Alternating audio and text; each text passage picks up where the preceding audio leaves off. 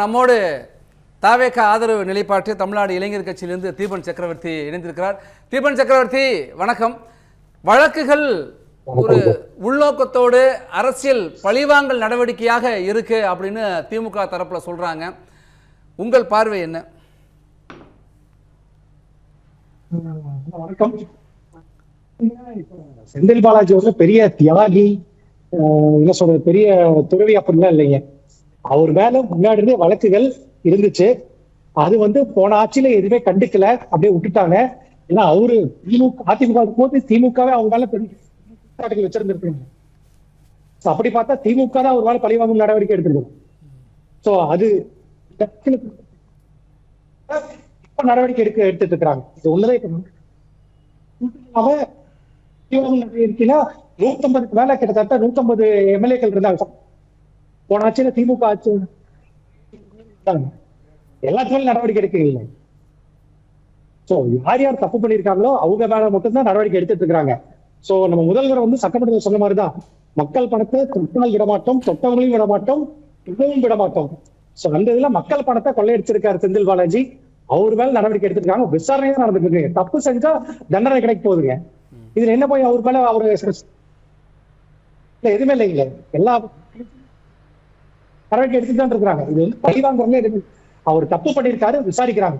தப்பு பண்றது உறுதியாயிருச்சா அவருக்கு தண்டனை கிடைக்க போகுதுங்க. இதோடதான் நடந்துட்டு இருக்கு. ஆனா இன்னொன்று என்ன சொல்றாங்க அப்படின்னாக்கா, நிறைய இந்த அரசின் மீது விமர்சனங்கள் வந்திருக்கு. இப்போ மதுபான விற்பனையை சில பாதியை வந்து தனியாருக்கு கொடுக்க போறாங்க, அது பெரிய விமர்சனமா எழுந்திருக்கிறது. மின் கட்டண கணக்கீட்டில் ஒரு குளறுபடி ஏற்பட்டிருக்கு, அது விமர்சனம், மக்கள் அதிருப்தி ஏற்பட்டிருக்கு. இதுலேருந்துலாம் திசை திருப்பறதுக்காக இந்த இது போன்ற ஒரு சோதனையும் வழக்கும் பதிவு செய்திருக்கதா சொல்றாங்க திமுக தரப்புல. திமுக வந்து கில்லாடி அதை கிள்ளக்குறிச்சி சம்பவத்தை வசித்திருக்கிறாங்க. அண்ணா யூனிவர்சிட்டி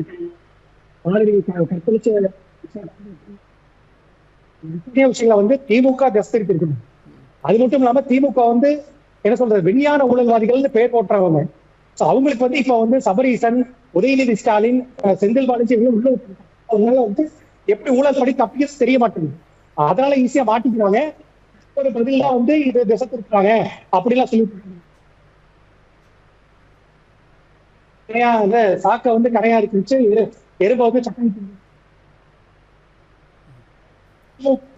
ஊழல் பல கட்டிட்டு தான் இருப்பாங்க.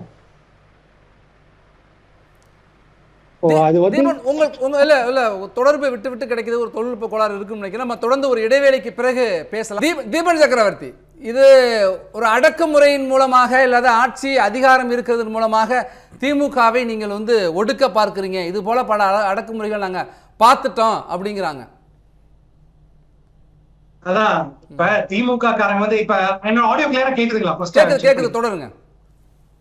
ஓகே, இப்ப திமுக காரங்க பாத்தீங்கன்னா 50-60 வருஷம் எதுக்கு முன்னாடியே பேசி பேசி பேசி மக்கள் மனசை வந்து அப்படியே கவர்ந்து அப்படியே நாட்டை சுட்டிட்டு போனவங்க திமுக காரங்க. அதாவது இப்ப சொன்னா இந்தியாவிலேயே முதல் முறையா ஏதோ சொன்னா திமுக ஒரு எடுத்துக்காட்டு, அதே எடுத்துக்காட்டு நானும் சொல்றேன்.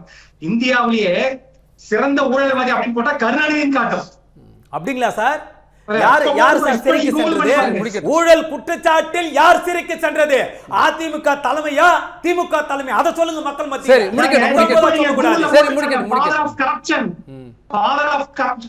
போட்டா அது திமுக தான் சொல்லுவோம். கூகுளே சொல்லுங்க ஃபாதர் ஆஃப் கரப்ஷன் யாரா திமுக. அந்த அளவுக்கு திமுக வந்து குற்றச்சாட்டுகள் தான் இருந்தது. அரசியல் ரீதியான குற்றச்சாட்டு தான், ஒன்னும் ஆதாரப்பூர்வமா இல்லங்கிறாரு. விஞ்ஞான திருடர்கள் பெயர் பெற்றவங்க திமுக காரங்க. சட்ட ரீதியா எதிர்கொள்றப்ப, குற்றச்சாட்டை முன்வைக்கிறப்ப, ஒரு அரசியல் மேடைகள்ல பேசுறது ஒண்ணு, அரசா நடவடிக்கை எடுத்து பேசுறது ஒண்ணு இல்ல சார். செந்தில் பாலாஜி குற்றச்சாட்டு தான் வந்திருக்குது, உடனே குற்றம் நிரூபிக்கப்பட்டு ஜெயில தூக்கி போடலையே, அப்படி இருக்கு அவங்க வந்து பாட்டப்படுறாங்க.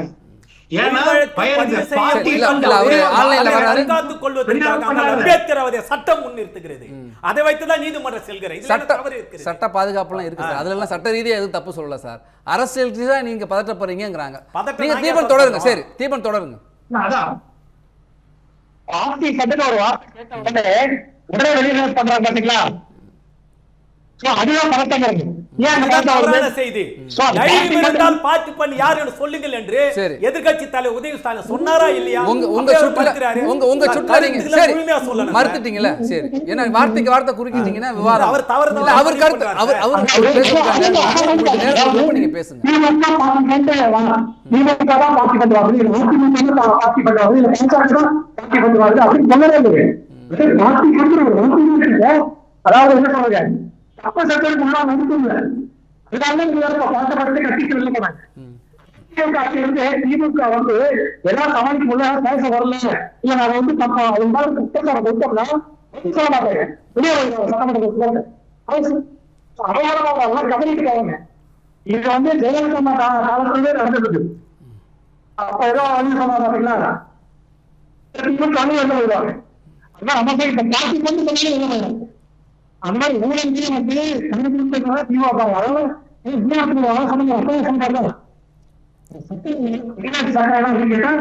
அதாவது சக்கரை வந்து எழுதிச்சு தோனியை வந்து கரை அனுப்பிச்சுன்னு சொன்னாங்க. வந்து இப்ப வந்து பாத்துக்கலாம், அதாவது இத்தனை நாள் பேர் வச்சு அதுதான் வந்து என்னைக்கு சபரிசு உள்ள வந்து உதயநிதி உள்ள வந்து செந்தில் மாநிலத்துக்கு உள்ள வந்து அதாவது அதாவது இது கட்டல சபரிசனும் உங்க ஹெட்போன் எடுத்துட்டு பேசுங்களேன். இல்ல, உங்க ஆடியோ எக்கோ அடிக்குது, உங்க ஹெட்போன் எடுத்துட்டு பேசுங்களேன். சபரிசனும் உதயநிதி சேர்ந்து 30,000 கோடி ஊழல் பண்றாங்க அப்படின்னு சொந்த கட்சி அமைச்சரா சொல்லியிருக்காரு. சொந்த உடனே அப்ப என்ன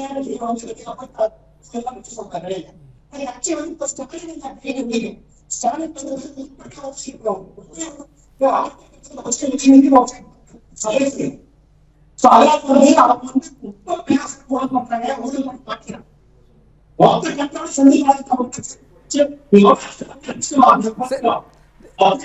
தீபன் நம்ம தொடர்ந்து பேசலாம்.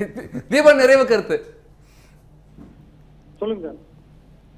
தீபன் நிறைவு கருத்து ஆரம்பத்துல சொன்னதா இப்போ சொல்றது சார். என்னன்னா யாருமே தப்பு செஞ்சாதான் அவங்களை தண்டனைக்குள்ளாக்குவாங்க. இதுல வந்து செந்தில் பாலாஜி வந்து புதுசா வந்து ஒரு தியாகியை கூப்பிட்டு வந்து நீங்க வந்து தப்பு பண்ணிருக்கீங்க, உங்களை பழி வாங்குற அப்படின்லாம் யாருமே எதுவும் பண்ணலீங்க. அவருக்கு வந்து போன ஆட்சியிலேயே இருந்த குற்றச்சாட்டுகளை இப்ப வந்து விசாரணைக்கு எடுத்திருக்காங்க. அதுக்கு வந்து அவர் ஓடி ஒளிறனாலே அவரு மேல சந்தேகம் வலுக்குது, இவர் தப்பு தான் பண்ணிருக்காரு அப்படின்ட்டு. சோ இங்க பழிவாங்கும் நடவடிக்கையா இருந்தா பழிவாங்க 150 எம்எல்ஏக்கள் மேல இருக்காங்க. இல்ல செந்தில் பாலாஜி மேல மட்டும் பழி வாங்குறது அப்படின்னு தனிப்பட்ட இதெல்லாம் எதுவுமே இல்லைங்க. தப்பு பண்ணிருக்காரு, ஆல்ரெடி கம்ப்ளைண்ட்ஸ் அவர் மேல நிறைய இருக்குது, அதை விசாரணைக்கு எடுக்கிறாங்க. கண்டிப்பா ஒரு தப்பு பண்ணிருக்கும் பட்சத்துல கடுமையா மக்களோட பணத்தை திருடினவங்களுக்கு கடுமையான தண்டனை இந்த அரசாங்கமும் நீதிமன்றமும் கொடுக்கும். ஆனா அரசும் நீதிமன்றமும் தண்டனையை கொடுக்கும் அப்படிங்கிறீங்க. ஆனா சிவா என்ன குறிப்பிடுறாங்க, இந்த 2-3 மாத காலத்திலேயே தாவேக்கு மீதான விமர்சனங்கள் அதிகமாயிட்டு இருக்கு, நீங்க தங்கம் மூலாம பூசிட்டு இருக்கீங்க, ஆட்சியினுடைய திறன் வெளிப்பட்டு விட்டது, நிர்வாகத்திறன் இல்ல அப்படி எல்லாம் சொல்றாரு சார். அதாவது நிர்வாகத்திறன் அதாவது என்ன சொல்றேன், போன ஆட்சியில நடந்த குளறுபடிகள்லாம் இப்பதான் சரி பண்ணிட்டு வராங்க. அப்ப அந்த அளவுக்கு விமர்சனம் வருதுன்னா போன ஆட்சியில் அந்த அளவுக்கு குளறுபடி இருக்குன்னு அர்த்தம். இப்ப தளபதி விஜய் முதல்வர் வந்து என்ன பண்றாருன்னா, இவரு தனிப்பட்ட ஆட்களுக்கு மட்டும் எதிராக வேலை செய்யலைங்க, மொத்த கரெக்டட் சிஸ்டம்க்கு எதிராக வேலை செஞ்சுட்டு இருக்காரு. அப்படி இவ்வளவு லேட் ஆகுது, உங்களுக்கு வந்து இவ்வளவு ஒரு மாற்றம் நீங்க சொல்லிட்டு வந்தீங்களே, அது வந்து இவ்வளவு லேட் ஆகுது அப்படிலாம் கேட்டிருந்தாங்கன்னா இதுக்கு முன்னாடி அவ்வளவு குளறுபடி இருந்திருக்கு, அதை சரி பண்றதுக்கு இவ்வளவு லேட் ஆகுதுங்க. இந்த வழக்குகள் நடவடிக்கைகள் செந்தில் பாலாஜிக்கு மட்டுமல்ல திமுகவுக்கு நெருக்கடியை கொடுக்குமா இல்ல இல்லையா? சார் தப்பு பண்ணிருக்கவங்களுக்கு கண்டிப்பா நெருக்கடி கொடுக்கும். இந்த டிஎஸ்எஸ்சி திமுக தப்பு பண்ணிருக்கு, கண்டிப்பா உங்களுக்கு நெருக்கடி கொடுக்கும். சிவா, நெருக்கடி கொடுக்குமா திமுகவுக்கு? சார் எத்தனை நெருக்கடிகள் தமிழ்நாடு அரசு திமுக கொடுத்தாலும் கூட அத்தனை நெருக்கடிகளும் மக்கள் மத்தியில் தோல்வி விரித்து தமிழ்நாட்டின் முகத்திரையை திமுக தலைமை கிழக்கு. ஜனத்தின் குரல் இன்றைய நிகழ்ச்சி நிறைவு பெறுகிறது. பார்த்த பங்கேற்ற அனைவருக்கும் நன்றி. மற்றொரு நிகழ்ச்சியில் சந்திப்போம். தொடர்ந்து இணைந்திருப்போம். தமிழ் ஜனம் சேனலை சப்ஸ்கிரைப் பண்ணாம பார்த்துட்டு இருந்தீங்கன்னா மறக்காம சப்ஸ்கிரைப் பண்ணிடுங்க.